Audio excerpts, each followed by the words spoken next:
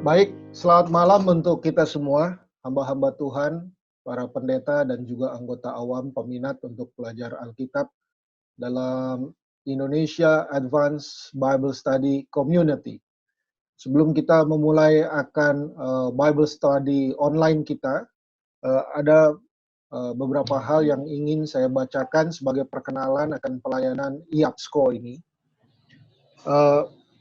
Pertama-tama sekali lagi kami ucapkan selamat datang dan terima kasih dan juga penghargaan yang besar kepada bapak-bapak sekalian yang telah hadir bersama-sama dalam aplikasi Zoom ini dalam kegiatan perdana Indonesia Advanced Bible Study Community atau yang kita sebut IAPSCO.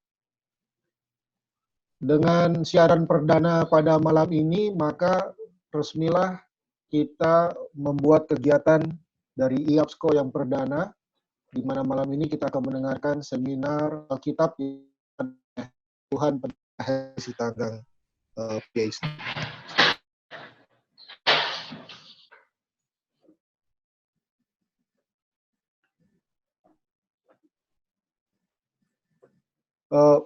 Ide IAPSCO lahir dari ide dan kerinduan kami untuk belajar Alkitab dengan tahap lanjut atau Advanced Bible Learning. Lalu kami berpikir, mengapa berkat ini tidak dibagikan dengan hamba-hamba Tuhan, para pendeta dan juga anggota awam lain, agar mereka bisa mendapatkan berkat seperti yang kami rindukan melalui pelajaran Alkitab. Ide IAPSCO adalah memberikan pelajaran Alkitab yang diasuh oleh para Seventh-day Adventist Biblical Scholars dan hamba Tuhan yang sudah dikenal integritas dan pengalamannya dalam dunia pelayanan dan pengajaran Alkitab. Mereka adalah orang-orang yang kami pilih dan dinilai sebagai orang-orang yang setia kepada ajaran resmi Gereja Masehi Advent Hari ke-7 dan tunduk kepada organisasi Gereja Masehi Advent Hari ke-7 yang sah. Kami bukanlah organisasi resmi, kami bersifat hanya sebagai komunitas belajar Alkitab seperti layaknya kita kenal kelompok pendalaman Alkitab atau KPA. Sebut saja pertemuan kita ini adalah KPA online. Visi kami adalah menjadi pelajar Alkitab yang dituntun Roh Kudus untuk dapat memberikan pelayanan dan khotbah yang lebih berkuasa di akhir zaman. Misi kami adalah menyediakan fasilitas belajar mengajar, mendistribusikan bahan-bahan pelajaran bagi yang membutuhkan. Untuk kesempatan ini, aplikasi yang kita gunakan adalah aplikasi Zoom.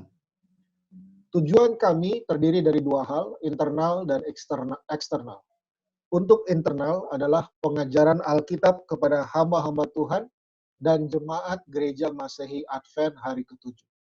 Tujuan secara eksternal adalah penginjilan dengan menggunakan media internet dan media sosial untuk menjangkau umat-umat Tuhan dari gereja non-SDA atau non-GMHK.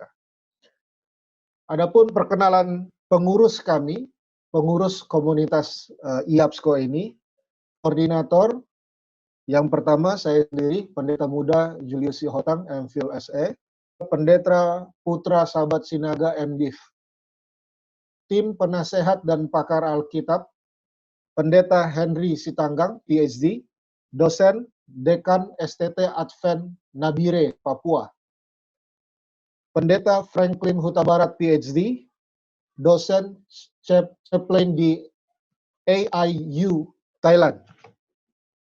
Dan selanjutnya adalah Pendeta Leroy Papahan, MDiv dan PhD candidate, Gembala Jemaat di Conference DKI Jakarta. Dan tim IT kita merangkap host Zoom aplikasi malam ini adalah Bapak Andrew Heriana, PhD, dosen IT Ungklab. Dan pada saat ini kita akan memulai Bible study kita. Terlebih dahulu mari kita berdoa memohon kehadiran Tuhan melalui pekerjaan Roh Kudus untuk menuntun hati kita masing-masing dan mempersiapkan diri kita mempelajari firman Tuhan. Kita berdoa. Bapa di surga, terima kasih untuk kesempatan yang indah di mana pada malam ini hamba-hamba Tuhan Kami datang ke hadirat-Mu Tuhan, karena kami rindu akan roti, yaitu firman Tuhan, yang akan memuaskan kami. Dengan firman-Mu yang memberikan gizi iman dan rohani bagi kami. Agar kami boleh bertumbuh di dalam Kristus, bertumbuh dalam iman dan kerohanian, dan bagaimana hidup kami boleh dituntun ke kesucian dan kekudusan. Oh Tuhan, berkati masing-masing kami yang hadir malam ini. Khususnya hamba Tuhan Pendeta Henry Sitanggang, yang akan menyampaikan pekabaran firman Tuhan pada malam ini. Kuasai dengan Roh Kudus-Mu Tuhan. Biarlah dengan segala kerendahan hati kami minta hikmat kuasa daripada Tuhan. Sehingga ketika kami mendengarkan pekabaran firman ini, dengan iman kami boleh menerimanya sebagai pekabaran Tuhan yang berkuasa bagi hidup kami. Berikan kesehatan dan kekuatan kepada kami. Dan biarlah Roh Kudus Tuhan menolong kami untuk mengerti bahasa Alkitab yang sulit kami mengerti dengan pikiran manusiawi kami. Tapi kami percaya Roh Kudus Tuhan akan menolong kami untuk mengerti dan memahami akan firman. Kami juga berdoa untuk semua peralatan yang kami gunakan, baik handphone, laptop, media internet, semua hal teknologi yang berhubungan dengan pelajaran Alkitab. Tuhan berkati, Tuhan jaga, agar tidak terjadi halangan, agar kami boleh mendengar akan firman Tuhan pada malam ini. Inilah doa dan permohonan kami dalam nama anak-Mu Yesus Kristus, Tuhan dan Juru Selamat kami berdoa. Amin. Baik, saat ini saya akan memperkenalkan pembicara kita malam ini. Pembicara malam ini adalah Bapak Henry Sitanggang. Mengambil jurusan, mendapatkan gelar PhD Perjanjian Lama, minat di bidang ilmu tafsir Alkitab, sastra Ibrani, puisi Ibrani atau disebut dengan wisdom literature, budaya dan background Ibrani kuno, dan teologi Perjanjian Lama. Istrinya bernama Mel Huta Barat, saat ini melayani sebagai kepala registrar dan dosen psikologi. Anak-anak bernama Ryan Jonathan Sitanggang, tingkat 1 di Asia Pacific International University, jurusan Public Health. Anak yang kedua bernama Noah Adi Negara Sitanggang, kelas 6 SD di SD Advent Nabire, Papua. Judul disertasi, Remembering God the Creator, a Cognitive Analysis of the Hebrew Metaphors in Kohelet 12 ayat 1-7. Saat ini beliau melayani di daerah Misi Papua sebagai pendeta jemaat dan dekan Papua, perguruan tinggi atau seminari Advent di Papua, Nabire, yang baru berdiri di tahun 2006, tahun 12. Saat ini juga beliau melayani sebagai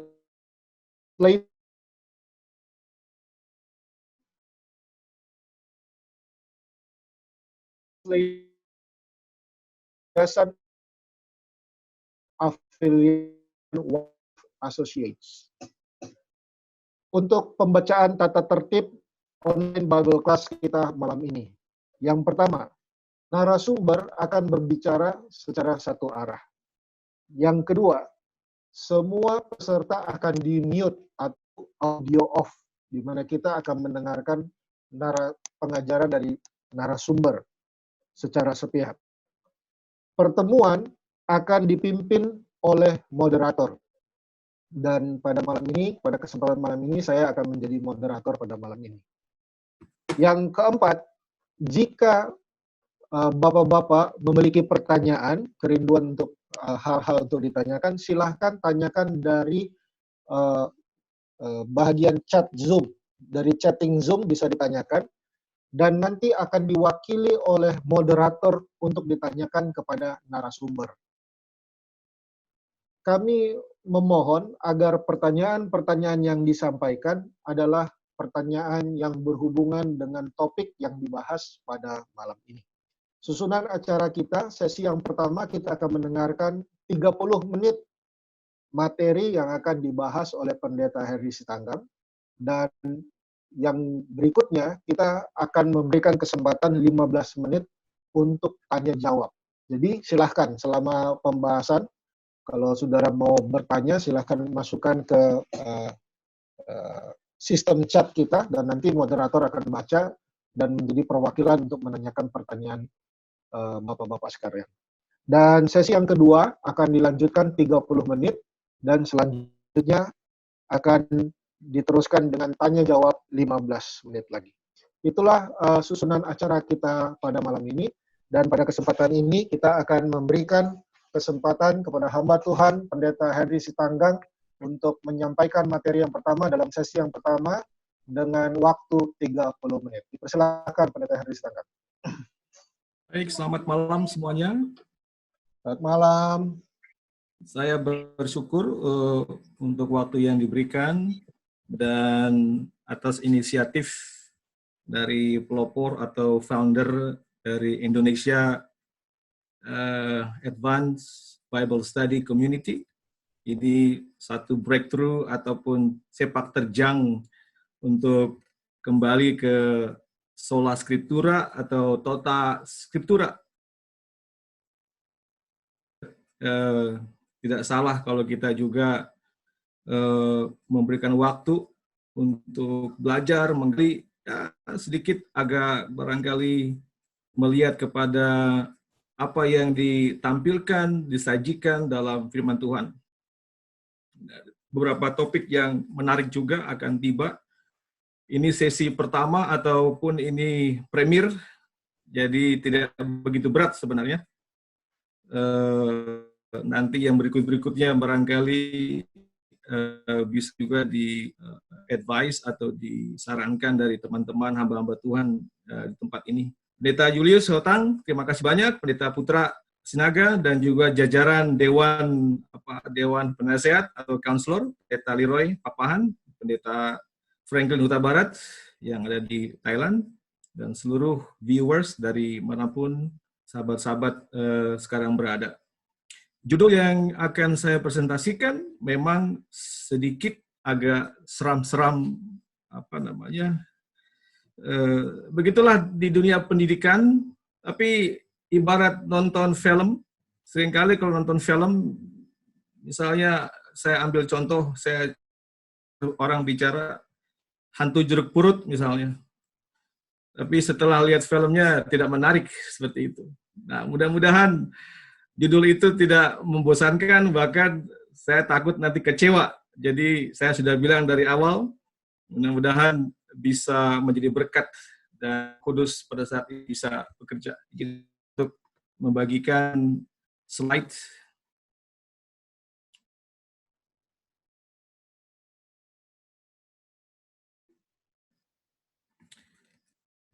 Seperti yang tertulis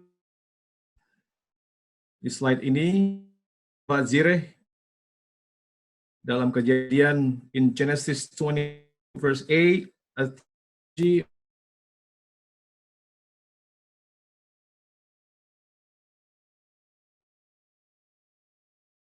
Zireh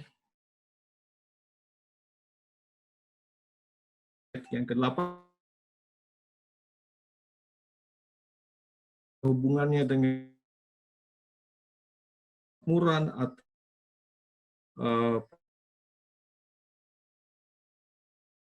baliknya ini literatur Kedat, Finding of Isaac atau Ishak yang kemudian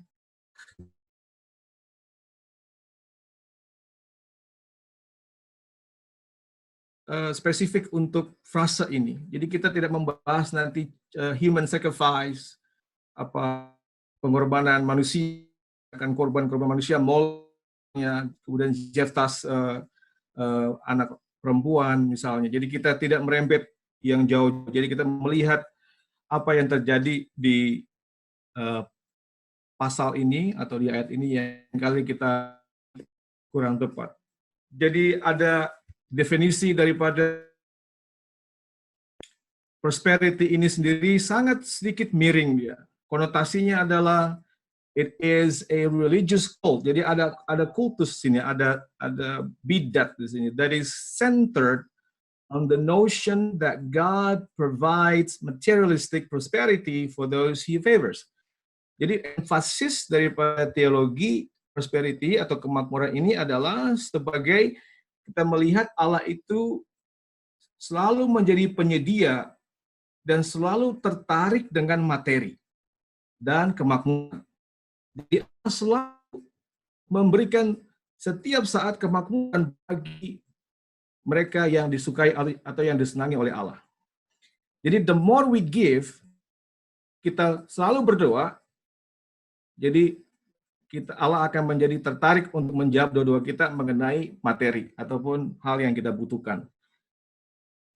Kemudian, hipotesa kita adalah di pertemuan ini sebuah paradigma bahwa Tuhan dimengerti sebagai fairy tale atau sebagai penyedia atau segala sesuatu harus ada selalu datang dari dia. Fairy tale, ajaib dia, seperti magic dia. Di mana dia hanya perhatian pada penyediaan materi-materi atau kekayaan. Makanya ketika kita dapat berita, seringkali kalau ada problema, ada pencobaan-pencobaan, ada masalah, lalu tiba-tiba langsung magic datang, yaitu God provides, atau Jehovah Jireh.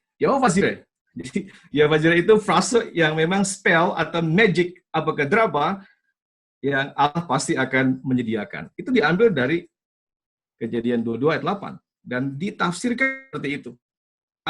Tuhan detail. Jadi tanpa meragukan, ini saya punya tentunya kepercayaan, tanpa meragukan keberadaan sumber dari segala sesuatu. Asa kejadian penggenapan kemakmuran atau kecukupan hidup. Ini hipotesa yang kita akan lihat. Lalu kita akan lihat secara konteks isi itu. Nanti saya akan tuntun kita untuk melihat keseluruhan daripada cerita itu. Sangat menarik sekali tipologi. Tipologi ini darat atau rujukan atau hal-hal yang bayangan yang akan terjadi nanti atau bayangan dari seseorang yang akan terjadi lebih besar dari yang ada. Kita lihat apa yang terjadi di dalam pasal ini menarik sekali. Pertama, Ishak anak satu-satunya. Kita terngiang ini, yaitu bapak dan anak. Yesus adalah the only son, satu-satunya anak Allah. Walaupun Ismail juga termasuk anak Abraham, namun dari linear nubuatan, tipologi tadi saya katakan, Ishak satu-satunya anak pewaris dari Abraham. Tuhan menubuatkan kelahiran Ishak dari kandungan Sarah yang belum pernah melahirkan. Kejadian 18 ayat 9 dan 10. Artinya, Sarah mengandung anak perjanjian melalui intervensi Roh Kudus, begitu pula dengan kelahiran Yesus. Masih ingat? Kemudian peran Abraham sebagai bapak, pribadi yang layak untuk mempersembahkan anaknya sebagai korban persembahan. Jadi hanya Abraham, dua pelayannya ditinggalkan di bawah, sementara mereka berdua naik ke atas, ke gunung. Kemudian, ke tempat pengorbanan itu, kebangkitan Yesus secara tipologi tentunya. Ini berhubungan dengan Yesus Kristus kebangkitan tempat di Golgota. Memerlukan waktu 3 hari juga. Jadi ada tipologi di sini korban bakaran atau menuju kepada Mesias. Tentunya kita akan mulai bergeser tadi Jehovah Jireh. Ternyata topik ini atau konteks ini berbicara penuh soal yang lain, bukan soal akan kemakmuran. Dari sini saja kita bisa lihat, Abraham memiliki keyakinan bahwa Ishak tidak akan tetap hidup atau akan bangkit dari kematian setelah dikorbankan. Ini menarik sekali. Dari mana kita tahunya? Harapan ini disampaikannya dalam bentuk janji dia kepada kedua pelayannya, bahwa mereka, Ishak dan Abraham akan kembali. Jadi Abraham janji kepada dua pelayan itu akan kembali katanya. Berarti sudah ada iman Abraham, Ishak nggak akan mati. Walaupun mungkin mati, tapi barangkali Abraham dengan yakin Ishak mungkin dihidupkan atau tidak mati.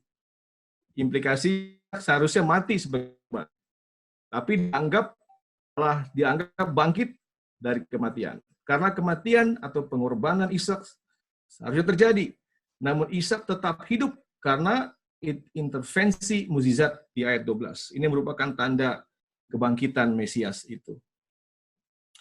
Kemudian kayu bakaran untuk pengorbanan yang ditempatkan di atas Ishak merujuk kepada tempat pengorbanan. Coba lihat, ada kayu di situ dan juga ditempatkan di atas pundak Ishak itu.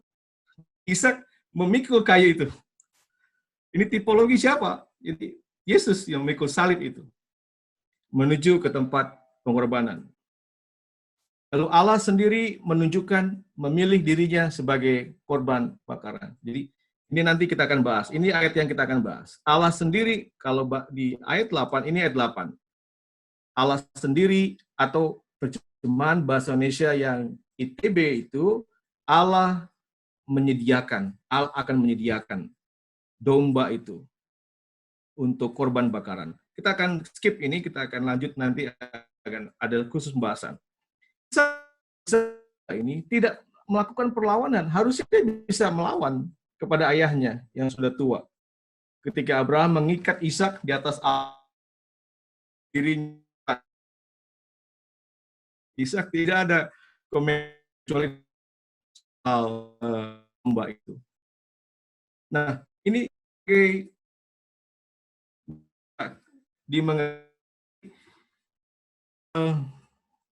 sebagai struktur konteks, kita akan lihat ada ini A, lalu B, lalu C-nya ini pusatnya dia.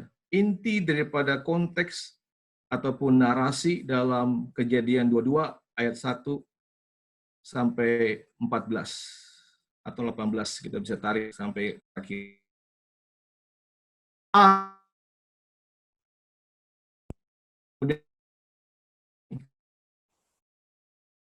dia berhubungan, dia berkaitan, ada asosiasi. Lalu B prime dengan B yang ini atau B polos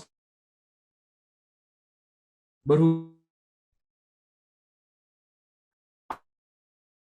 22 ayat 1 dan 2, firman Allah Abraham dan Ishak di Moria. Kata Hebrew itu berasal dari kata Yireh, di mana Yireh atau Yehova atau Yireh itu berasal atau sebagai dasarnya. Maaf, ini Moria. Di A yang satu di bawah, firman Allah kepada Abraham, karena Abraham menurut untuk menyerahkan anaknya yang tunggal, Allah memberkati Abraham dan keturunannya. Ini sama, karena firman Allah juga firman Allah dibuka dan sekarang. Yang B ini, di pasal 22 ayat 3 dan 9, Allah akan melihat, menyatakan dirinya sendiri. Ini terjemahan saya, nanti kita akan lihat ke sini, kita akan fokus. Ini ayat 8, intinya adalah Allah akan melihat, menyatakan dirinya sendiri sebagai domba untuk korban bakaran. Lihat yang B1, Abraham menamai tempat itu, Allah akan menyatakan. Jadi dia berkaitan, bahkan menjelaskan satu dengan yang lain. Lalu yang B ini, dengan B yang satu ini, di bawahnya dijelaskan lagi. Dan mereka juga, dan tulisan ini juga sangat struktural dia. Contoh, ini antara A, B, lalu 1, A. Antara A dengan A1. Abraham pergi ke tempat pengorbanan, mengambil kayu, dan ke atas bukit. Diletakkan di atas kayu pada mezbah. B-nya juga, Allah akan melihat, menyatakan dirinya sendiri sebagai domba untuk korban bakaran. B1-nya, kayu bakaran ditempatkan bagi Ishak. Ini luar biasa. Struktural sekali. Lalu yang B1-nya di ayat 11, Allah ayat 11,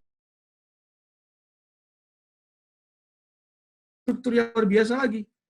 A, lalu A1, B, intinya ada di B dengan B1.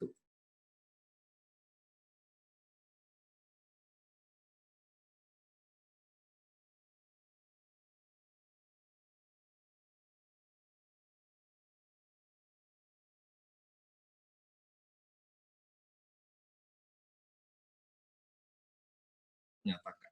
Jadi lihat, intinya adalah dalam pasal ini adalah di C, di huruf C, yaitu Abraham mengulurkan tangannya lalu mengambil pisau untuk menyembelih anaknya. Lihat, dia soal menyembelih, soal domba atau Ishak yang akan dikorbankan. Jadi Jehovah Jireh tidak ada hubungannya dengan kemakmuran di sini. Tidak ada untuk menyatakan ada teologi kemakmuran, yaitu dia bicara soal materi dan sumber-sumber apa yang kita butuhkan di sini. Tapi kita lihat, itu semua akan datang setelah kita memahami pasal ini. Saudara lihat, kita lihat, ini kata Yireh tadi, Yehovah Jireh, berasal dari kata ra'ah di sini. Jadi Yireh itu dalam bentuk sudah bentuk berubah atau deklensinya berubah, bentuk imperfect ataupun bentuk future atau tense atau present tense. Jadi Yehovah Jireh dari kata Yehovah atau Elohim atau Adonai, kemudian Ra'ah, bentuk kalnya yang dasarnya jadi bentuk yang sudah berubah jadi Yireh, dia imperfect jadi future.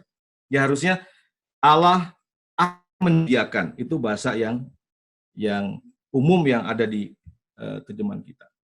Kita lihat kata ini muncul 4 kali. Kalau mau lihat secara konteks besar, the larger context, mulai pasal 18 sudah muncul dia dari peristiwa 3 malaikat atau 3 the angels of God atau Tuhan melawat Abraham, itu sudah dipakai kata itu.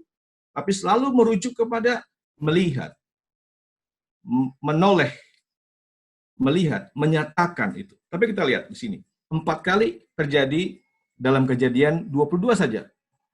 Ketika pada hari ketiga, ayat keempat, pertama, kata Ra'a, Yireh, terjadi 4 kali di pasal 22 saja.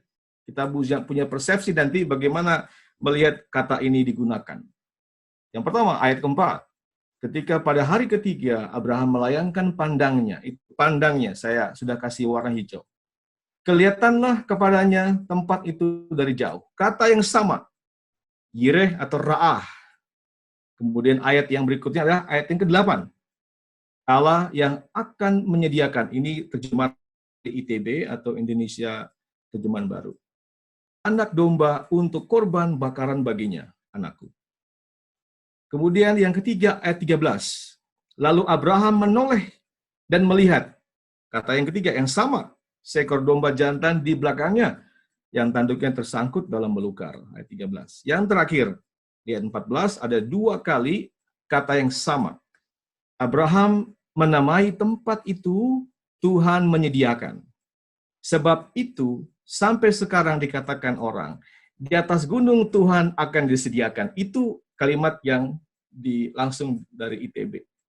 Perhatikan, harusnya ada konsistensi di sini, konsisten dalam hal menerjemahkan kata ra'a, yaitu harusnya melihat, yang kata arti dasarnya adalah dalam semantik domainnya adalah melihat, menunjukkan, memanifestasikan, kemudian menampilkan itu. Jadi kata ra'a diterjemahkan sebagai menyediakan. Kalau menyediakan biasanya adalah dipakai kata kul misalnya dalam bahasa Hebrew, kul atau natan, memberikan. Jadi ini ada tidak konsistensi di sini. Pandangnya, menyediakan, melihat, menyediakan, akan disediakan. Ini yang terjemahannya aslinya. Yireh, jadi pandangnya, menyediakan, melihat, menyediakan, akan disediakan.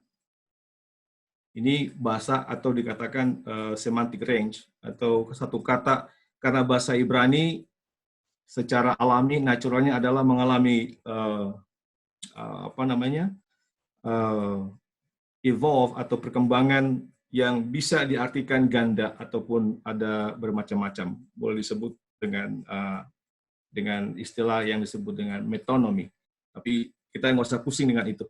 Jadi intinya adalah satu kata Ibrani bisa digunakan atau bisa berarti 2-3 arti tergantung dari konteks.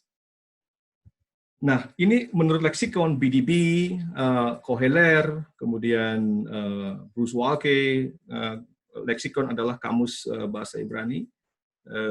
Dilihat dari kata dasarnya leksim, artinya menyediakan juga boleh, tapi jangan jarang terjadi. Sangat jarang digunakan. Mencari, melihat, menyatakan, memperlihatkan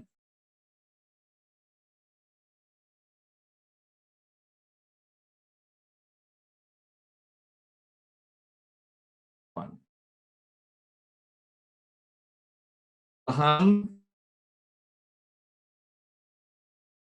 olah bene.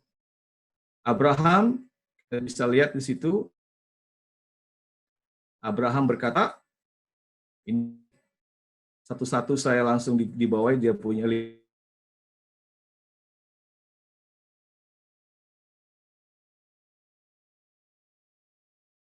berani dari kanan ke kiri dibaca.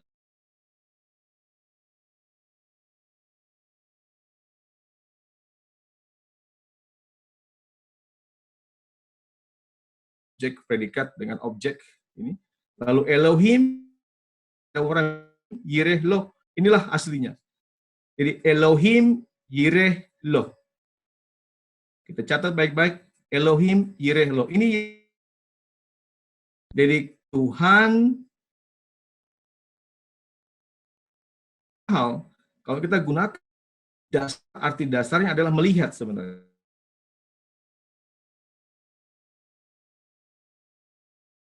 Ikan saja yang dasar adalah melihat.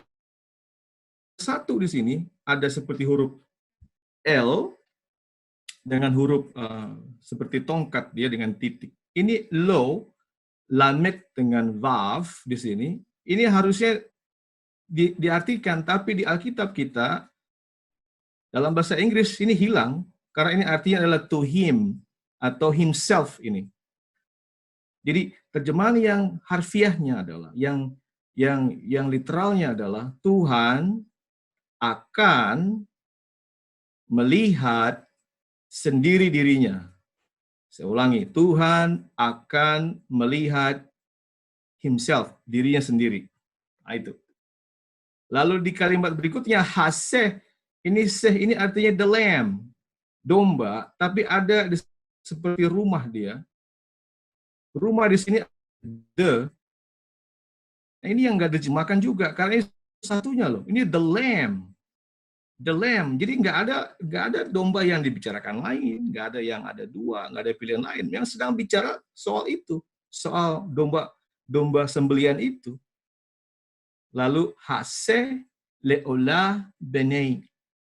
Benei adalah my son katanya. Kemudian ini adalah leolah adalah burnt offering atau korban bakaran ini. Tapi di sini adalah hase. Tuhan akan melihat dirinya sendiri domba itu. Atau Tuhan akan menyatakan dirinya sendiri domba itu, sebagai domba itu. Karena di bahasa Indonesia article itu bahas. Kata le di sini untuk digunakan korban bakaran.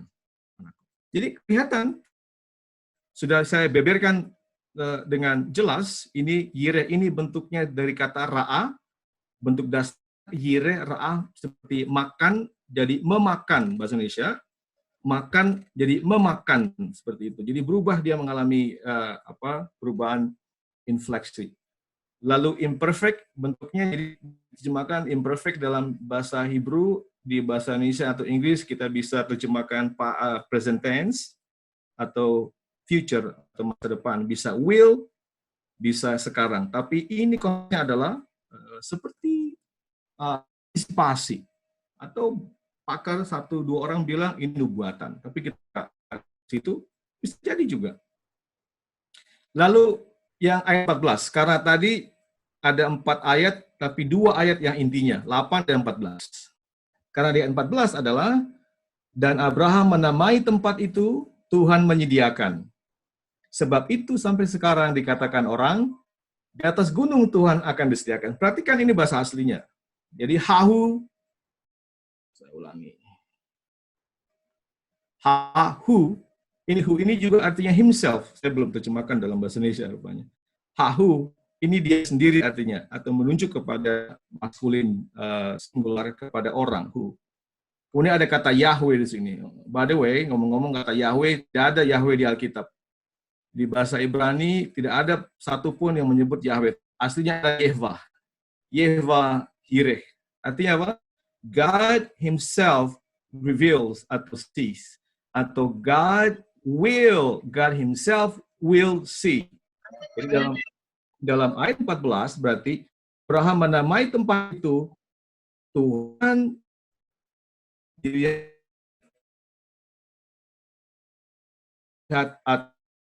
dalam ayat 4. Yang berikutnya, di atas gunung Tuhan akan disediakan menurut versi ITB. Tapi dalam aslinya adalah behar, artinya adalah di, be itu artinya di atau on, behar itu artinya gunung, kemudian va artinya Tuhan, kembali yerahe atau yerah. Jadi ada yireh lagi di sini.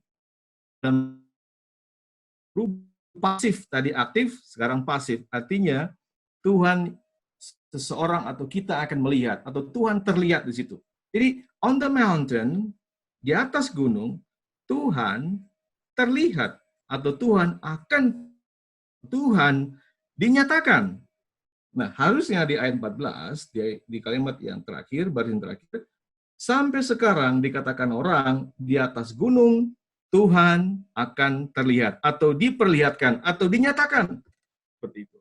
Nah, ini bentuk bahasa aslinya yang memang plain, sangat simple, diterjemahkan secara literal. Dengan kata lain, terjemahannya, ini saya punya anjuran adalah seperti ini. Sahut Abraham, Tuhan akan menyatakan dirinya sendiri. Domba itu untuk korban bakaran anakku. Tuhan akan menyatakan dirinya sendiri. Atau Tuhan akan dirinya sendiri sebagai domba itu. Ayat 14, Abraham menamai tempat itu, Tuhan menyatakan dirinya. Sebab itu sampai hari ini, dikatakan orang, di atas gunung itu Tuhan menampakkan dirinya. Luar biasa. Jadi ini soal pernyataan Allah, soal wahyu Allah, soal kedatangan atau manifestasi Allah yang memang diperlihatkan di atas gunung itu. Jehovah Jireh. Pastor, sorry mengingatkan 5 menit lagi untuk sesi 1. Oke, terima kasih. Saya lanjut ya, saya akan coba selesaikan. Pendeta Julius, artinya nanti si 2 agak sambung ya? Iya, bisa disambung, Pendeta. Oh, oke. Bisa. Oke. Ya. Baik, kalau gitu saya stop saja. Kita akan nanti lihat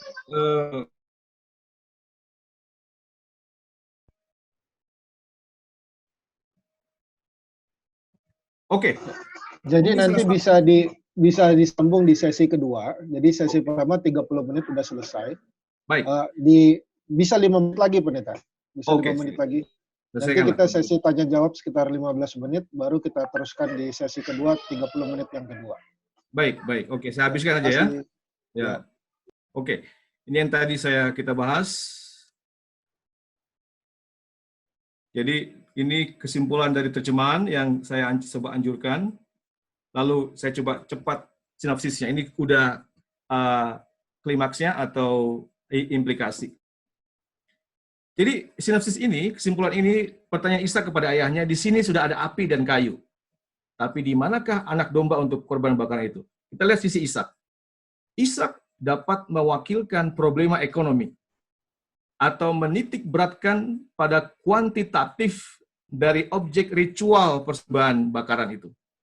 Esensi hal penting dan absensi ketidakhadiran seekor domba menjadi kebutuhan pokok golongan seperti Ishak.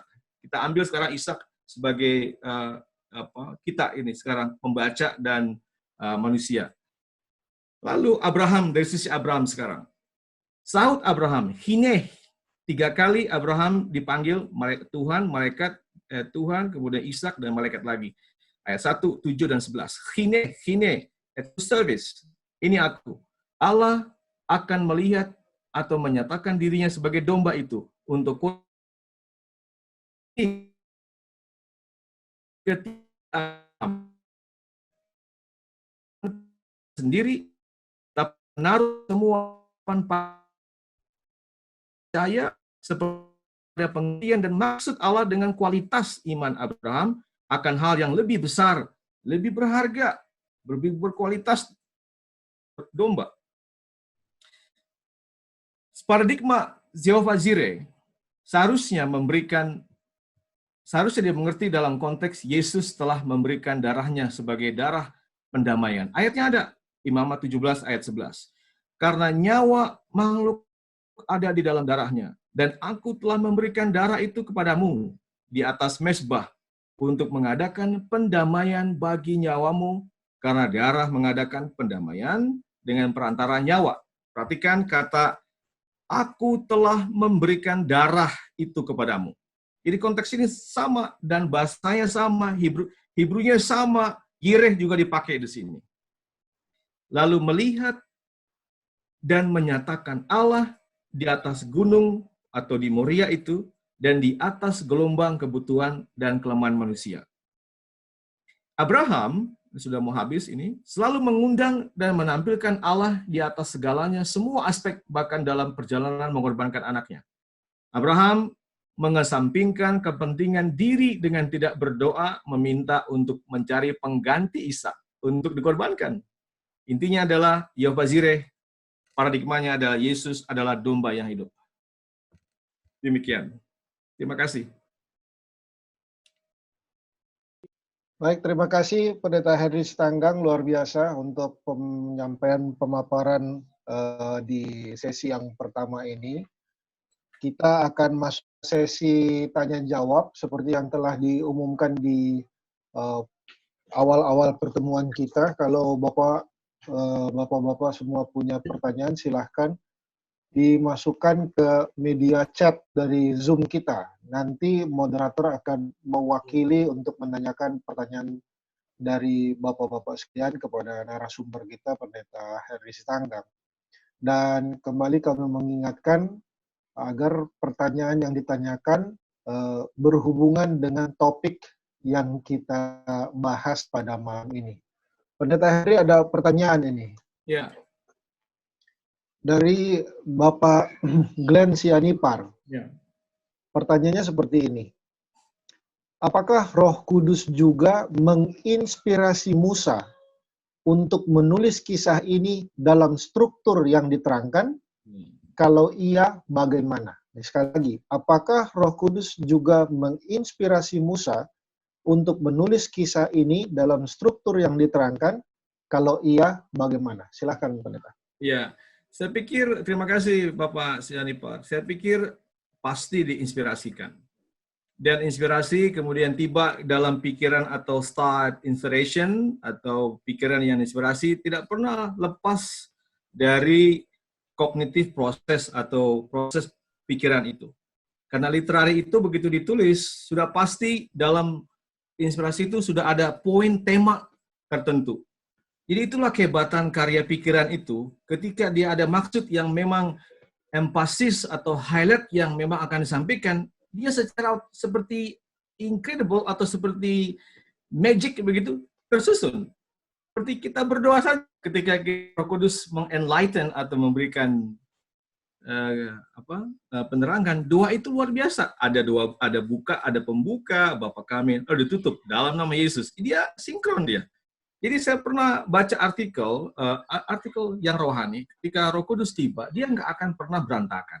Dia selalu memang sejalan dengan pikiran, lalu tulisan juga dengan tema, dengan isi, dengan konteks, dan dengan pekabaran. Saya pikir Roh Kudus sangat luar biasa dia punya peranan. Baik, terima kasih. Semoga menjawab pertanyaan dari Bapak Glenn Sianipar. Pak Pendeta Henry, kita senang sekali nih ada Pendeta JF Manulang, Associate Ministerial Secretary Uni Indonesia Kawasan Barat. Selamat malam Pak Pendeta, selamat datang. Beliau ada Halo, Pendeta, menanyakan selamat malam. beliau ada menanyakan pertanyaan, apa ada penelitian sebelumnya dari literatur tertentu yang sangat kuat mengajukan bahwa ayat ini bermakna teologi kemakmuran? Apa dasar kita membatasi ayat ini menjadi hanya dua implikasi, teologi kemakmuran atau pernyataan? Ya, jadi bisa saja ada apa namanya aspek lain atau ada variabel lain yang di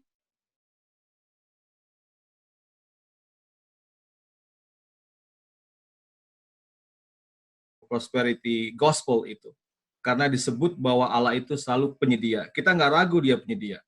Dan sumber-sumber lain juga ada yang lain, cuma lebih banyak adalah ini pertanyaan-pertanyaan atau pengalaman yang saya dengar, lalu yang apa namanya rohani menyebutkan jiri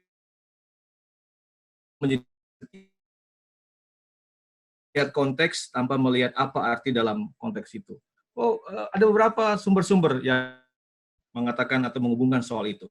Lalu dua itu teologi kemakmuran dan juga soal itu penulis punya apa namanya limitasi atau batasan saja. Kita bisa kembangkan hubungkan dengan yang lain.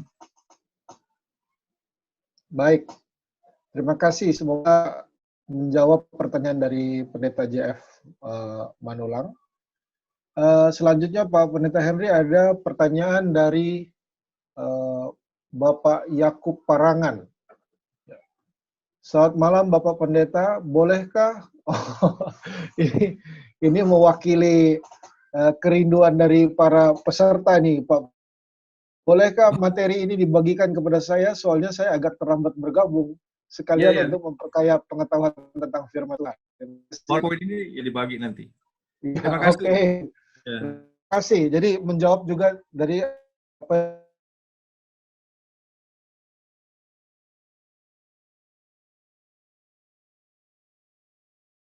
poinnya tidak ilmu ya. Mohon untuk bagi siapa yang membutuhkan bahannya, boleh memberikan emailnya, alamat email ke sekretariat kita, seperti yang di pengumuman Pendeta Putra Sahabat Sinaga. Silakan sampaikan kepada beliau, nanti kami akan kirimkan kepada baik ke WA Bapak-Bapak sekalian. Saya lihat sudah Pendeta, gimana? Ya. Kalau boleh, tadi saya mungkin akan menambah tadi hamba Tuhan Pendeta Pandulang, beliau punya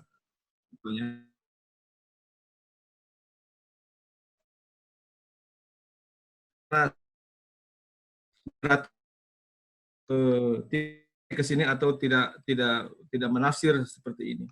Tapi begitu Andrews Bible Commentary oleh Jack Duncan, dia yang pertama dan dia juga sebagai editor.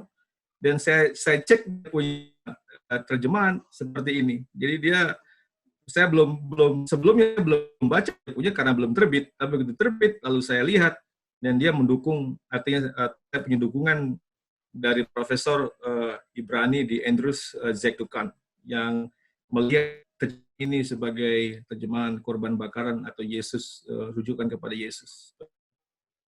Oke, terima kasih Pendeta Henry.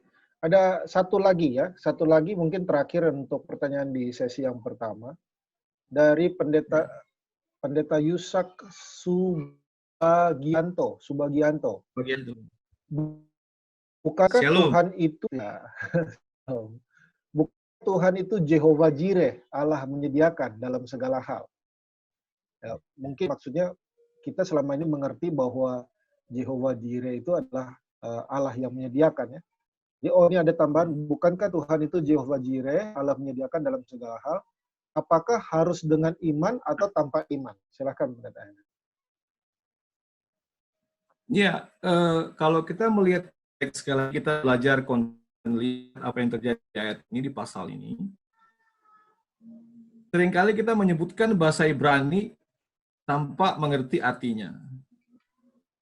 Saya sendiri juga susah untuk memang sampai ke yang memang setuju bahkan oleh bahasa Ibraninya. Nggak ada orang Ibrani yang masih hidup sampai sekarang yang menggunakan bahasa ini. Semua sudah meninggal. Jadi kita hanya mendekati sesuai dengan cerita itu. Jadi ketika misalkan El Shaddai misalnya, hati-hati kita menggunakan kata El Shaddai di situ. Ngomong-ngomong, Ellen G. White itu pernah, nanti bisa dilihat, cari, itu pernah diucapkan oleh Ellen White, hati-hati menyebut nama itu. Juga ini, kenapa sering di Almighty God? Ini mungkin catat PR di rumah, adalah nama yang menakutkan. Tapi cerita itu mengangkat nama itu menjadi menghubungkan, mengambil kembali perjanjian. Apa yang terjadi? Pembunuhan, pengusiran, supaya orang Israel masuk ke tanah itu. Jadi El Shaddai misalnya. Kita lihat arti sesungguhnya dari kata itu. Jadi seringkali kita memahami ceritanya itu. Seperti juga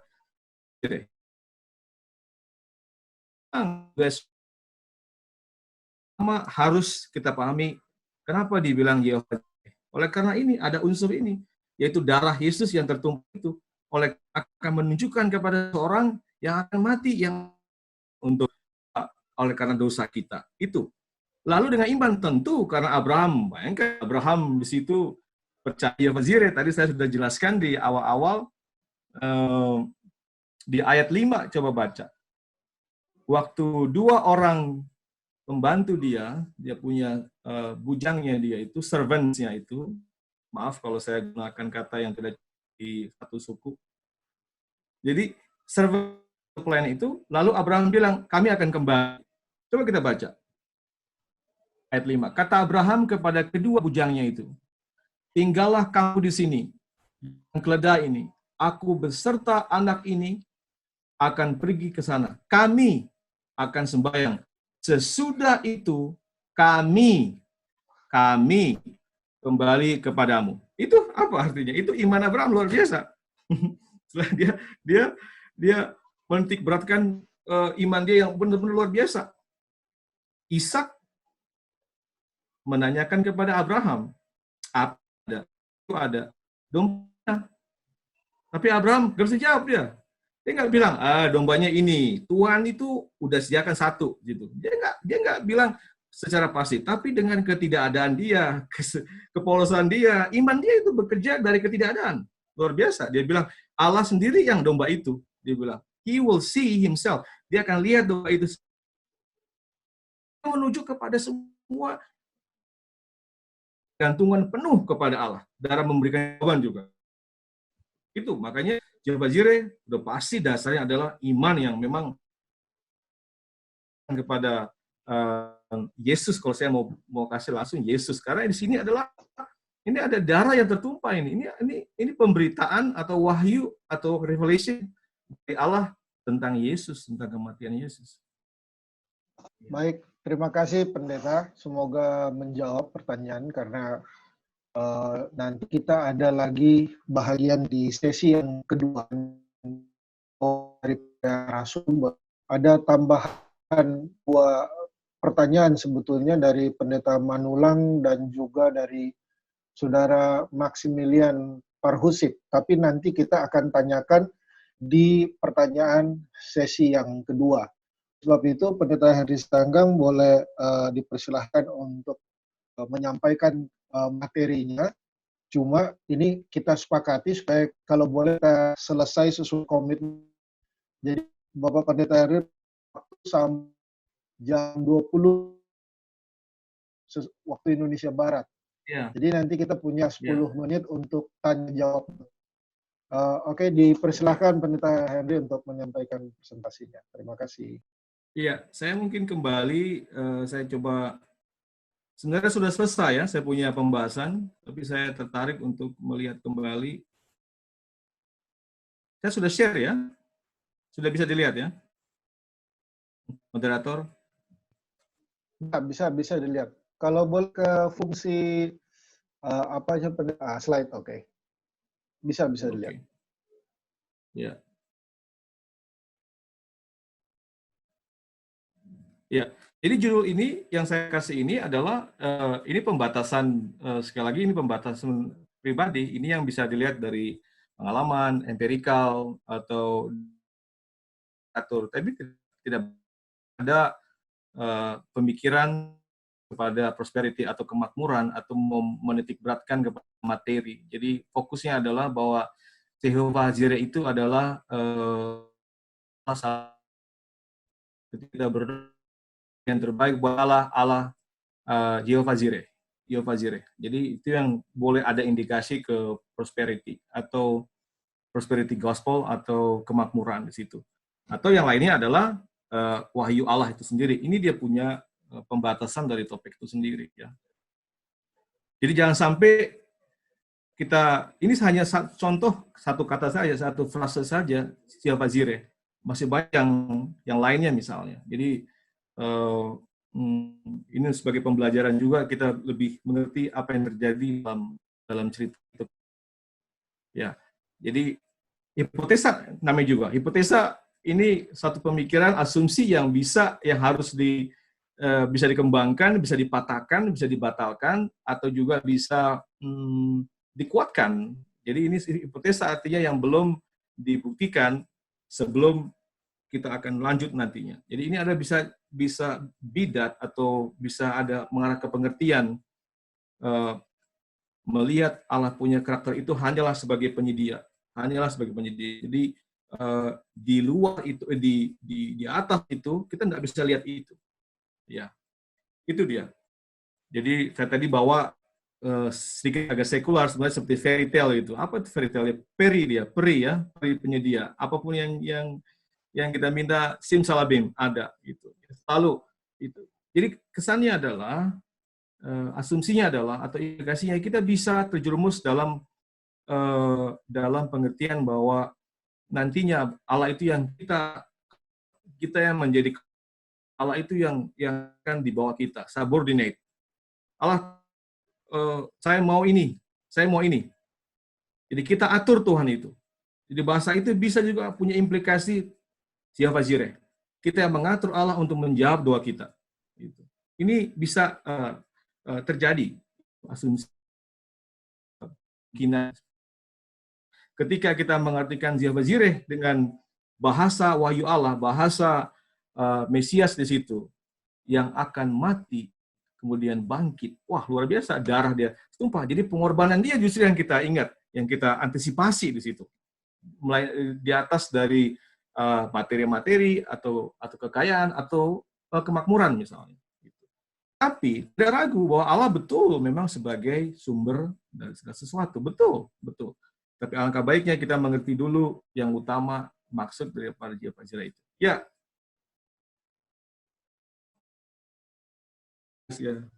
Apa sudah cukup materinya? Masih ada yang mau disampaikan? Cukup. Oke, kalau gitu kita bisa buka sesi tanya jawab lagi untuk menyelesaikan waktu kita ya, Pak Pendeta ya. Ya, silakan. Oke. Saya akan bacakan pertanyaan kedua dari Pendeta J.F. Manulang. Apakah penulis yang mengaitkan ayat ini dengan teologi kemakmuran merupakan hasil hanya bersifat renungan rohani ringan atau praktis? Oke. Ya, silakan dijawab Pak Pendeta. Ya, baik. Pertama adalah problema yang akademis ini sebenarnya kita buat semi sebenarnya.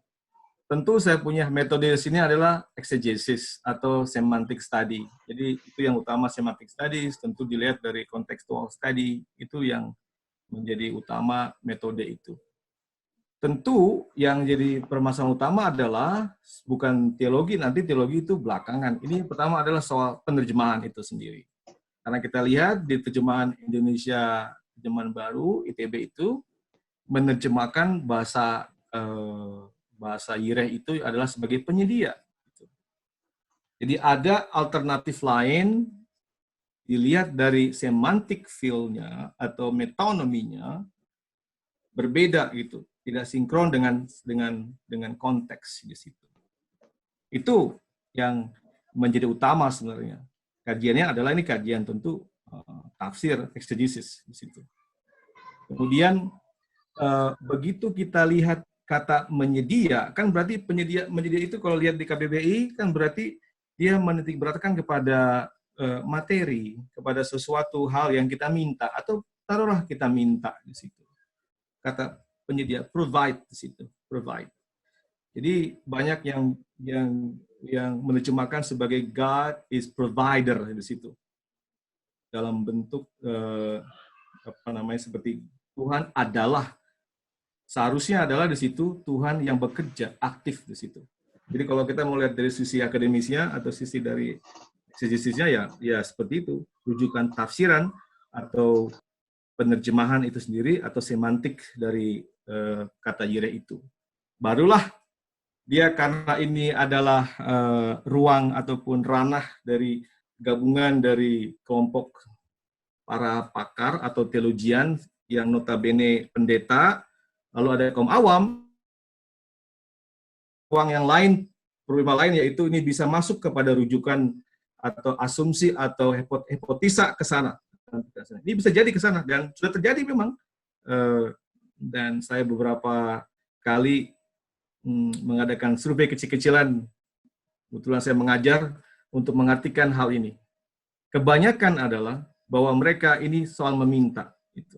Jadi bagus kalau buat riset ada perpaduan antara metode antara kualitatif dengan tafsir, ini bagus juga. Jadi artinya kita buat survei pendapat orang tentang kemudian lalu kita lihat bagaimana ayatnya.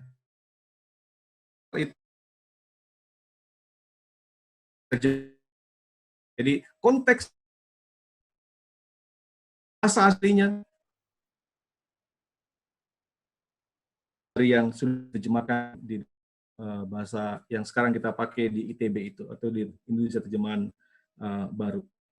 Informasi bahwa kebetulan saya masuk ke tim translator di Papua di Wycliffe Bible Society Associate, dan saya melihat memang dan kebetulan sepertinya LAI sudah akan terbitkan itu yang baru, ITB yang kedua nantinya. Mudah-mudahan ada banyak yang sudah disesuaikan dengan bahasa yang dimengerti atau bahasa yang sesuai aslinya gitu. Jadi seringkali bahasa ini sangat batas sekali atau oleh si penerjemah itu sendiri dari dia punya teologis atau dia punya pengertian. Yang terakhir adalah teologis itu kita tidak bisa jauh dari konteks itu. Jadi teologis tadi saya katakan inilah itu datang dari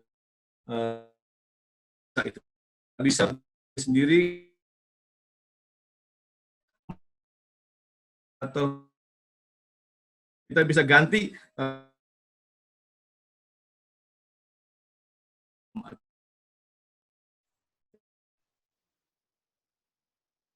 semoga menjawab pertanyaan dari pendeta JF Manolang. Selanjutnya ada pertanyaan dari saudara Maximilian Parhusik. Shalom, selamat malam Pak Pendeta, siswa filsafat tingkat. Pertanyaan adalah, pertanyaan adalah, apakah salah orang muda ketika berbicara mengenai jodoh, seseorang itu akan menggunakan kata Jehovah Jireh, sedangkan konteks ayat ini seperti Pak Pendeta bahas mengenai Yesus itu sendiri yang akan menjadi domba. Dipersilakan. Saya nggak bisa bilang salah, sekali lagi terima kasih, itu luar biasa. Itu pertanyaan sangat jujur sekali. Sangat jujur dan kebutuhan itu, sangat kebutuhan sekali. Saya tidak bisa menjudge, tidak bisa menghakimi, oh nggak boleh, tidak bisa. Karena pengalaman pribadi kita berbeda masing-masing mengerti dan menerima Allah atau mengerti Allah itu. Jadi, tapi yang mau saya sarankan adalah lebih baik mengerti dulu dia punya duduk perkara. Jadi ada second aplikasi atau ada aplikasi itu bisa buat karena nggak salah itu bisa kebutuhan kita sesuai dengan kita punya keadaan itu Allah akan masuk kapan saja.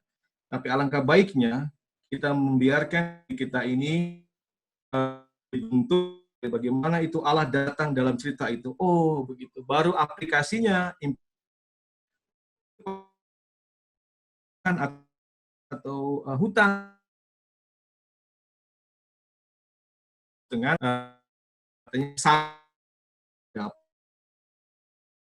dalam cerita itu. Nah, kita terbalik. Kita duluan sudah memasukkan ide kita ke dalam ayat itu, tanpa akhirnya sudah karena susah mungkin, karena barangkali kesibukan, tidak mau membaca barangkali, atau sulit sekali itu. Jadi cenderung kita langsung ke Jehovah Jireh.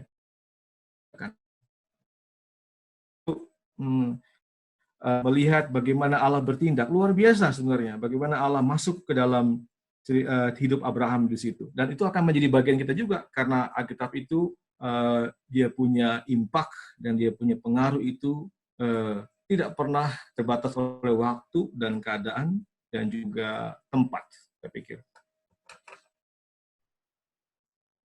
Oke, terima kasih Pendeta juga menjawab pertanyaannya yang menanyakan tadi. Selanjutnya dari Saudara Eben Sembiring.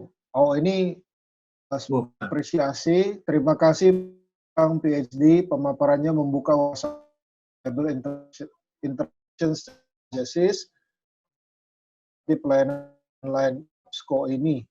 Selalu menjadi misi gereja. Amin. Terima kasih Pak Eben Sembiring. Selanjutnya dari Oppo 71, ini siapa nih? Saudara Tono Sitorus, Mersifa filsafat tingkat 4, merit student. Luar biasa. Selamat malam, mau bertanya. Oke. Selamat malam Pendeta, saya bertanya. Sampaikan menggunakan hermeneutik Jireh. Silakan Pak Pendeta Henry.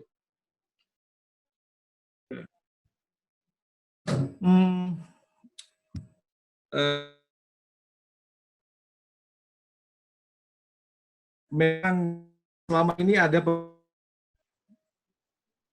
berbeda cara baca pendeta dengan kaum awam misalnya. Padahal sebenarnya dengan pendeta saja sama gitu. Karena kebanyakan juga di Filipina ini orang awam dulu memiliki luar biasa.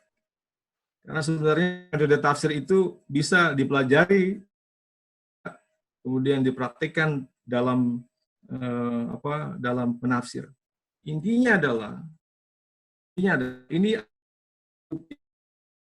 penafsiran juga, saya lupa itu judulnya, ada seperti Asberg,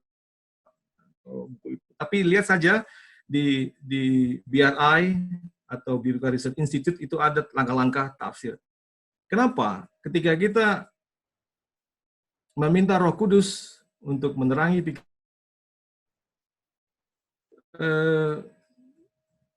kita diberikan akal, diberikan kepintaran untuk gunakan metode itu. Dan itu metode juga yang digunakan para punya pionir.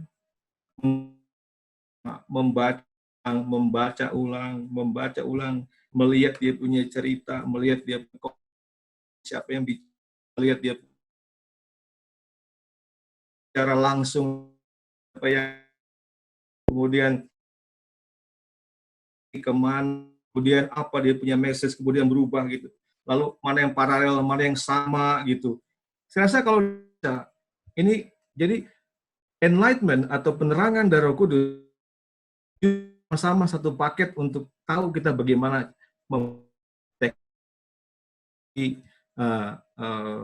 tafsir. Setiap orang, setiap individu. Mau dia pernah belajar, mau tidak pernah, coba diberikan satu ayat. Begitu diberikan satu ayat, misalnya, kamu harus sempurna seperti Bapa sempurna. Dia akan, ayat ini berkata, itu sudah tafsir kan? Itu. Dari mana dia lihatnya? Satu, biasanya dia akan mengingat pendeta yang bicara. Itu juga ilmu tafsir sebenarnya, membandingkan. Tapi hati-hati, sering salah juga membandingkan, karena tidak mencari dari sendiri. Kemudian, firman Allah, sempurna ini saya, karena dia belum baca. Tapi kalau kita baca berulang-ulang, jadi kalau di seminari atau di sekolah teologi itu biasanya di kelas tafsir saya 50 kali paling minimal. Pendeta Leroy 50 kali harus membaca minimal itu. Nah, ini teknis saja. Tapi yang intinya adalah kita harus menjiwai, hafal, terjun, basah, mengalami, menyelami ayat itu dan pasal itu secara konteks. Artinya secara keutuhan itu cerita jangan dipecah-pecah, dicangking-cangking, atau diambil-ambil, dicomot-comot. Ini yang bahaya. Karena bisa berbeda dia punya pengertian. Jadi biar itu menjawab dia punya cerita, pasal itu. Jadi jangan kita taruh kita punya pikiran dari luar, kemudian dijawab langsung. Di situ biarkan Alkitab berkata dan menjawab dirinya sendiri. Baca, berdoa, ini bagi yang awam juga, baca, berdoa, catat, lihat dia punya 2 kali belum bisa, 3 kali belum bisa, 5 kali belum bisa, 50 kali belum bisa, 100 kali, itu coba. Semakin banyak 50 kali baca, Allah akan berikan, saya pikir, seperti kita hafal jalan itu, jalan mau ke rumah pacar kita bisa hafal, karena sudah 5 kali, 6 kali, kecuali putus lagi. Itu ya hafal. Jadi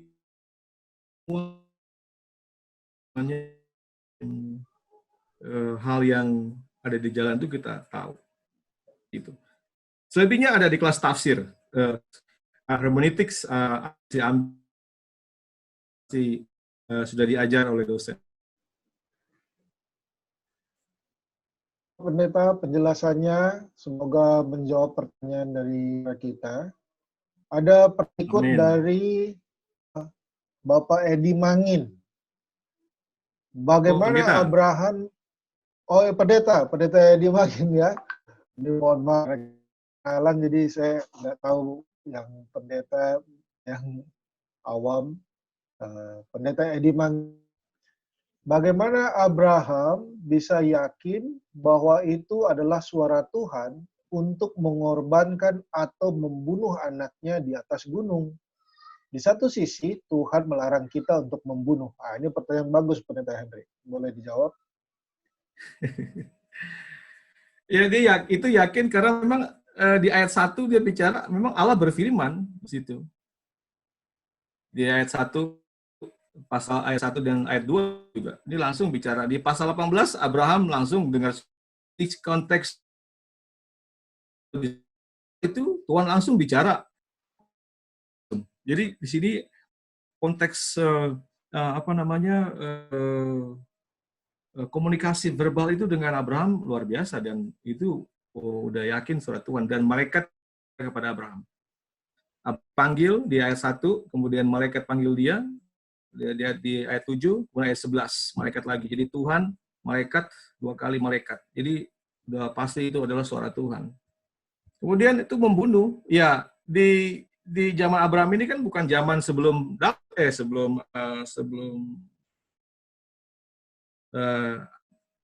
kalau zaman sebelum Adam mungkin pembunuhan itu menjadi suatu kerancuan dan tabu. Tapi ini adalah satu korban bakaran yang memang sip. Nah, tapi yang jadi human sacrifice. Nah, itu. Ini menarik memang. Jadi kalau lihat kita konteks secara menyeluruhan, pada waktu itu juga zaman Abraham ada terjadi korban bakaran kepada manusia. Ya. Jawaban yang pastinya kenapa Allah suruh, saya pikir ada jalan di situ. Dan kalau Allah kasih perintah untuk membunuh anaknya, dia jalankan. Dan ini namanya juga tes di situ. Molek atau Jefta punya korbankan. Rabbinik atau Yahudi tidak percaya bahwa anaknya Jefta meninggal atau dikorbankan. Seperti itu. Jadi tidak ada sebenarnya konsep di agama Israel atau di histori Israel untuk mengorbankan manusia. Jadi ini keanehan. Jadi boleh dikatakan ini jalan yang memang perintah yang memang sebenarnya saya jadi pertanyaan. Tapi yang menjadi pertanyaan adalah ataupun keindahan daripada obedience atau penurutan Abraham adalah Abraham pasif di situ. Tidak ada Abraham komplain sedikit pun, pasif menanyakan korban anak saya. Tidak ada. Di sini yang memang luar biasa. Kita mau bilang itu iman Abraham, mau bilang ini karena the Almighty God yang kasih perintah, gitu. Jadi iman Abraham itu hawakan yang Allah katakan. Jadi iman itu di atas pertanyaan, di atas memang suatu tabu, satu hal yang tidak pernah terjadi. Gitu. Jadi iman itu di Abraham menjawab seringkali jalan Allah itu sangat melenceng, tapi Abraham tidak pernah jawab. Tapi yang pasti Abraham ada pertanyaan, apakah dia tahu bahwa Ishak itu gitu. Saya akan berdua antara dia percaya Ishak itu dia hidup atau Ishak akan mati nanti hidup lagi begitu. Karena di ayat 10 Abraham sudah angkat tangan, mengacungkan tangannya mau Ishak gitu. Nah, itu kan luar biasa. Jadi nggak ada terang langsung sebenarnya. Jadi di ayat 5 saya akan kembali datang ke rumah dengan Ishak kan gitu. Gitu.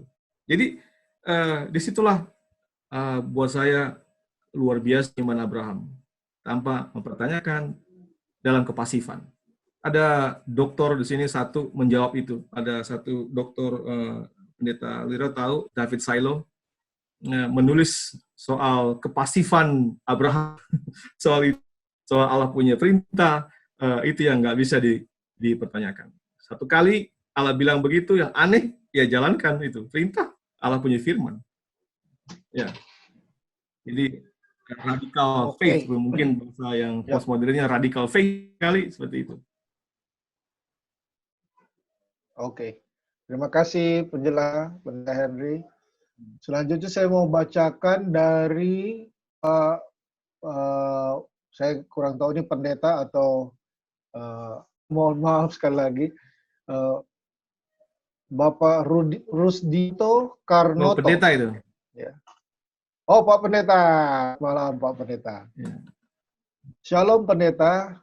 Tanya, pada ayat yang kedua, Allah menguji untuk mempersembahkan anak, dan ayat yang kelima, pernyataan Abraham akan imannya bahwa Allah menyediakan. Pertanyaan dari kedua ayat, dari ayat tersebut, kapan reaksi iman Abraham bahwa Allah akan menyediakan? Ayat 2 atau ayat yang kelima? Langsung karena ini Abraham di situ keesokan harinya lihat di pasal 2. Terima kasih Pendeta untuk pertanyaannya. Jadi firman Allah datang ambil itu yang tunggal. Itu tunggal ada emphasis gitu, ada penekanan. Karena memang ujian harus dibuat lebih parah gitu, dibuat lebih sedikit kaget gitu.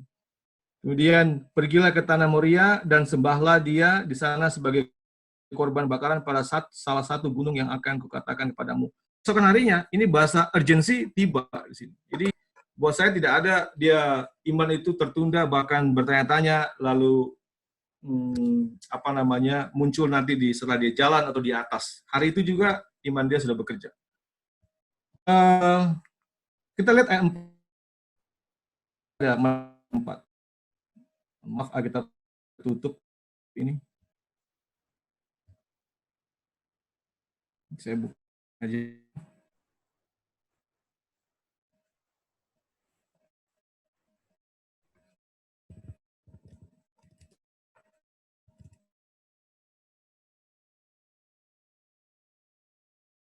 Ayat 4, ketika pada Abraham melayangkan pandang, kelihatanlah kepada dari jauh. Nah, ini ada beberapa tafsir dalam bahasa aslinya adalah Abraham menoleh belakang. Mirip sekali dengan menoleh waktu Lot punya istri menoleh ke belakang gitu. Memberikan ada seperti motivasi keraguan Abraham di situ. Kedua, tanpa ada kompromi, dia langsung iman di situ kan. Selagi dia jalan, dia mungkin lihat anaknya, ya sebagai manusia biasa sebenarnya psikologis kita ya seperti itu barangkali ya. Saya nggak bilang itu jawabannya, bukan. Tapi psikologisnya adalah dia jalan, kemudian ambil pelana, mempersiapkan, ada kayu, makanan barangkali, kemudian sampai di hari yang ketiga, Abraham menoleh ke belakang, melihat gunung itu. Jadi menurut pakar, ada beberapa bilang bahwa ini adalah puncak daripada keraguan Abraham. Dia melayangkan pandangnya. Kelihatanlah kepadanya tempat itu dari jauh. Tempat apa itu? Tempat anaknya nanti akan mati di sini. Ini adalah bukan. Bahwa ini adalah memang dikatakan bahwa tempat itu yang akan iman dia akan menjadi puncaknya begitu. Selesai di situ atau tugas dia, misi dia selesai di situ. Jalan iman dia yang merosot atau jatuh ragu di situ. Iya. Jadi dia dapat perintah, kemudian hari keempat tidak berubah itu. Tidak ada kata dia ragu di situ.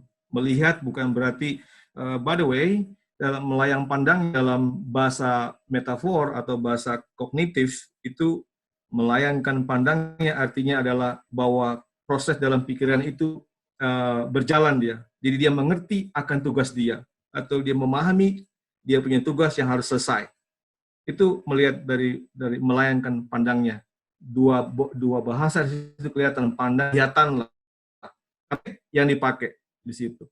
Yire memberikan empasis bahwa ada pernyataan, ada sesuatu hal di atas sana gitu.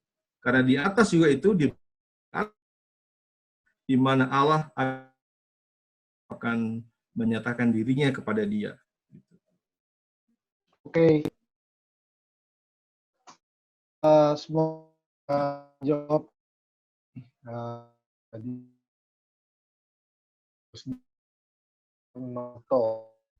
ini ada sih penjelasan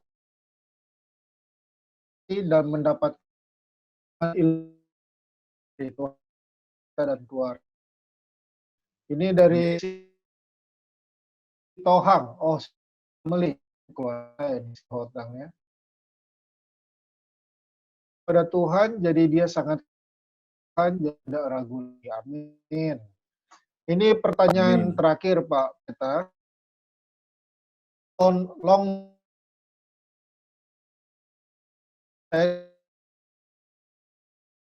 kan Abraham. Oke. Pernyataan Abraham tentang Jehovah Jireh, apakah itu Tuhan atau hanya ayat ini?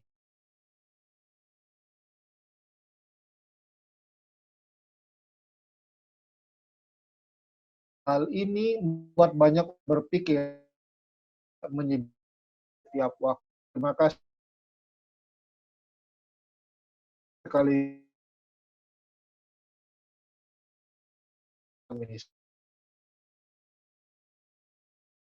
Ya, itu kita iman telan lalu bulat, yakinkan ya Pak Dar. Jadi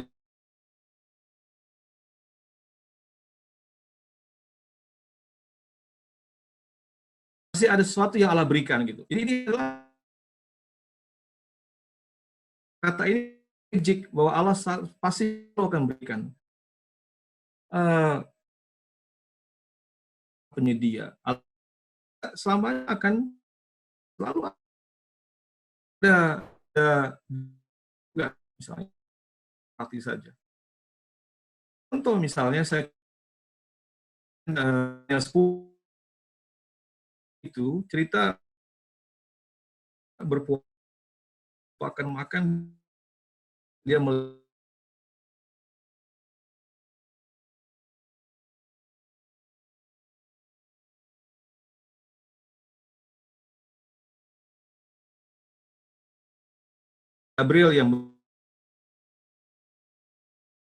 Gabriel sudah kudengarkan 21 hari tuanya sudah dengar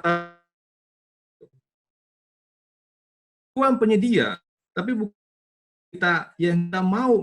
Jadi nggak bisa kita mengerti dia anggap lah ini itu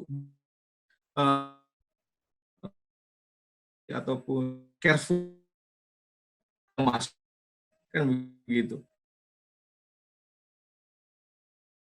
Ini adalah menyatakan Allah dulu.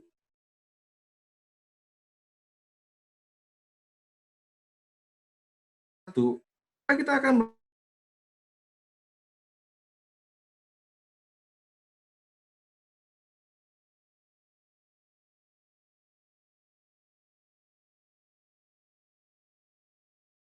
itu bahwa Fajr itu ketika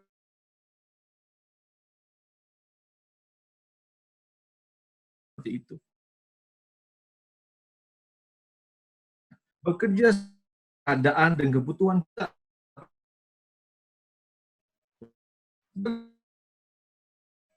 di satu kita namanya saudara ayat itu 5.000 orang makan. Yakin bahwa wah dia bisa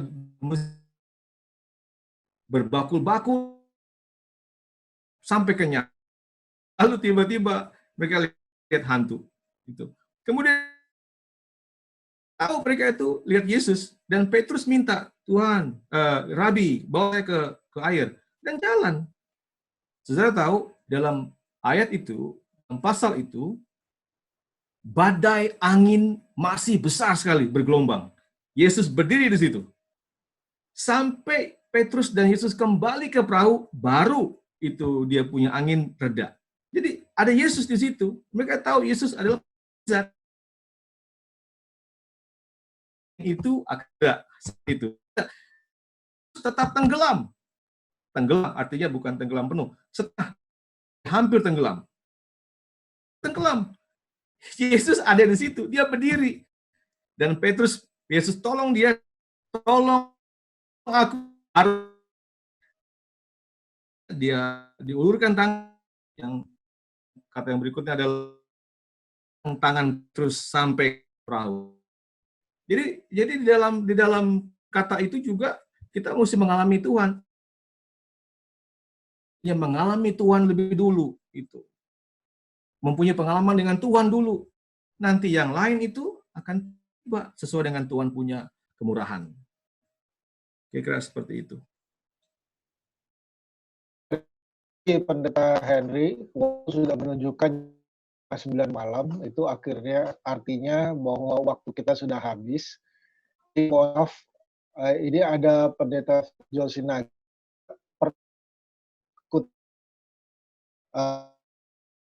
bisa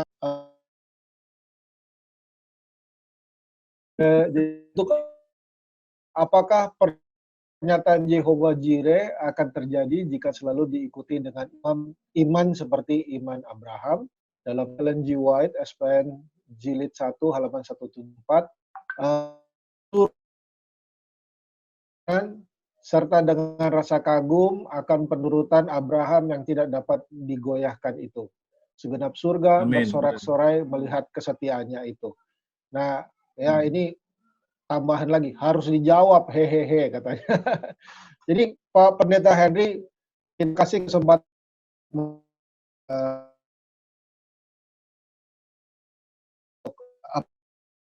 mungkin kalau Sinaga dipersilakan satu tutup pertemuan kita. Bisa Pendeta Henry. Julius tadi gimana, punya hubungan itu atau pertanyaan? Seperti Justru, kayak justru itu justru Ellen G. White punya kutipan itu merangkum semua sebenarnya. oke. Iya. Segenap surga memandang dengan keheran-heranan serta dengan rasa kagum akan penurutan Abraham yang tidak dapat digoyahkan. Segenap surga bersorak-sorai melihatnya. Artinya itu merangkap. Singkatnya, saya punya struktur tadi yang saya ajukan itu, ini tadi masih kelihatan ya, di ayat 10 itu.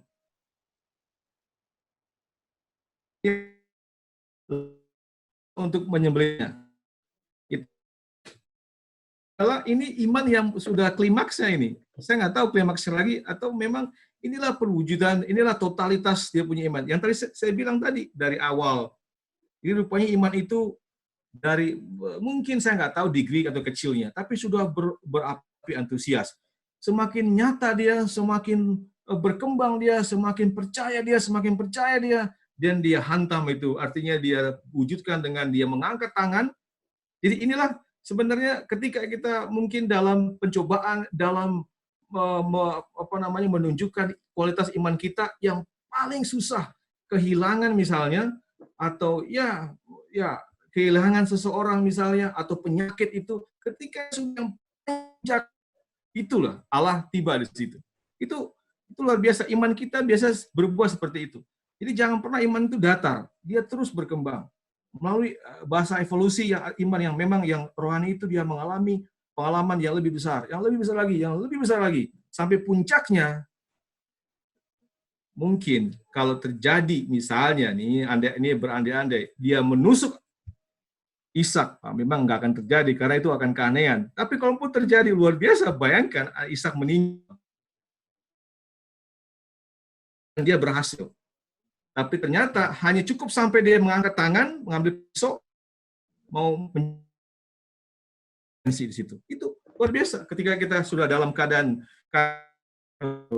iman kita diuji paling puncak, Allah tak pernah menyingkirkan kita atau melupakan kita. Dan Yesus di situ memberikan jaminan dia akan mati, menurut pasal ini. Dia akan mati, dialah domba sembelihan itu, domba bakaran itu. Buat apa lagi kita bersusah? Buat apa lagi kita merasa kurang? Karena dia sudah menunjukkan dia punya pengorbanan yang luar biasa untuk kita semua. Yesus adalah domba Allah.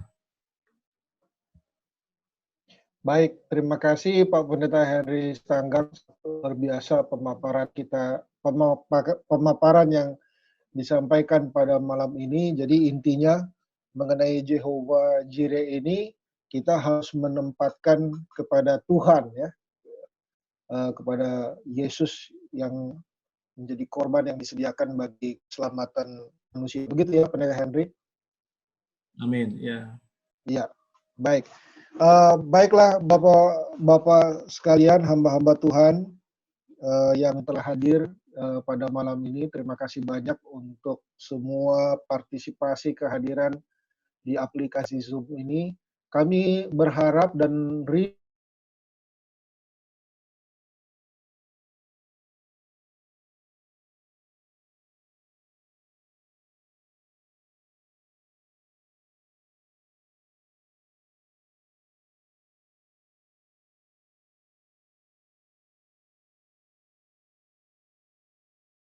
menjelang kedatangan Yesus Kristus yang kedua kali. Diingatkan, kita masih ada pertemuan sekali lagi dengan Pendeta Henry Sitanggang PhD pada tanggal 3 Mei, hari Minggu 3 Mei 2020 di jam yang sama, jam 7 sampai jam 20.30 sampai 20.30 waktu Indonesia Barat dengan judul Reading Proverbs 8 ayat 22 sampai 31 as we kami mohon ya seperti ilmu marketing, mouth to mouth marketing, mohon doa dari hamba-hamba Tuhan sekalian, sekiranya pelayanan kita ini menjadi berkat bagi bapak-bapak sekalian, dibantu untuk mempromosikan kepada sesama rekan pendeta-pendeta ataupun kepada anggota jemaat, sehingga pekabaran kita ini akan bermanfaat dan bagi semua orang, dan khususnya sesuai dengan sekolah sahabat, bagaimana kita menjadi kehidupan kita yang akan menuntun kita kepada keselamatan. Kita akan meminta kesediaan hamba Tuhan Pendeta Henry untuk memimpin doa tutup, dan setelah doa tutup kami mohon sebentar peserta jangan meninggalkan dulu chat, karena dari IT, dari Bapak Andrew akan memfoto kita dulu. Jadi semua yang ada di upload oleh beliau. Nanti dulu saya akan kasih kode kalau sudah saatnya untuk meninggalkan. Nah, sekarang kita akan doa tutup bersama dipimpin oleh hamba Tuhan Pendeta Henry Sitanggang. Silakan. Mari kita berdoa. Tuhan sumber hidup, sumber kasih, di mana hidup kami bersumber dari Tuhan. Tuhan Yesus menjadi domba agung itu, domba yang tersembelih, darah Yesus yang tertumpah bagi kami, yang mati dan bangkit akan Kejadian 22 ayat 8. Yehova Zireh, kami tidak mengerti maksud Tuhan yang lebih dari ini ya Bapa. Namun kami memuji Tuhan oleh karena kasih karunia Tuhan, anugerah Tuhan, dan penyelamatan Tuhan, keselamatan yang Tuhan berikan kepada kami semua. Tuhan kami, berikan terus kepada kami. Berikan kami antusias dan rendah hati, melihat bagaimana Tuhan berperkarya di dalam firman Tuhan ini. Banyak cerita, banyak alur, bahkan permasalahan yang terjadi di dalam isi Alkitab. Cerita-cerita tokoh-tokoh, figur-figur yang kami dapat belajar. Tuhan begitu adil, begitu baik, sempurna. Begitu nyata kasih Tuhan. Begitu nyata Tuhan memperlakukan setiap manusia dengan kasih Tuhan. Kiranya kasih Tuhan dan berkat Tuhan menyertai kami semua, viewers yang mendengarkan dan juga mempelajari. Supaya di hari-hari Kristus ini, kami mengasihi Tuhan terus, dan juga kami membaca firman Tuhan, melihat kembali kita kasih Tuhan yang ada dalam firman Tuhan ini. Kiranya damai sejahtera Tuhan menjadi bagian kami ketika kami beristirahat malam hari ini ya Bapa. Bertemu kembali dalam waktu yang sudah disediakan. Terpujilah Tuhan, kekal selama-lamanya. Amin.